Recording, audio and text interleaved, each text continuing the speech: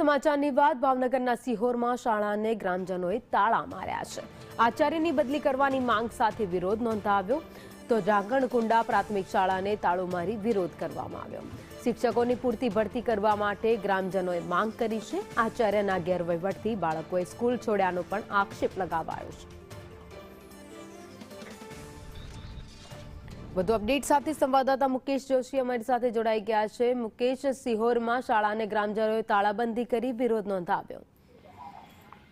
જી, આપને જણાવી દઉં કે સિહોર તાલુકાનું ઢાકણકુંડા ગામ છે, જ્યાં શાળાના આચાર્યનો ઉગ્ર વિરોધ કરવામાં આવ્યો છે। અગાઉ પણ આ લોકોએ લેખિત રજૂઆત કરવામાં આવી અને ગ્રામજનોની 3 માંગ છે, જેમની અંદર માંગની અંદર આચાર્યની બદલી કરવામાં આવે તથા એક ટાટ આચાર્યની નિમણૂક કરવામાં આવે અને પૂરતા શિક્ષકોની પૂરતી ભરતી કરવામાં આવે। આ માંગ સાથે અને શિક્ષકના જે સ્કૂલના આચાર્ય છે, જેનું ગ્રામજનો સાથે અવરનવર વર્તન છે, જે ગેરવ્યાજબી હોય તેની માંગણીને લઈ ગ્રામજનો દ્વારા આજે રોજ છે ને તાળાબંધી કરવામાં આવી છે। જી, આભાર માહિતી માટે।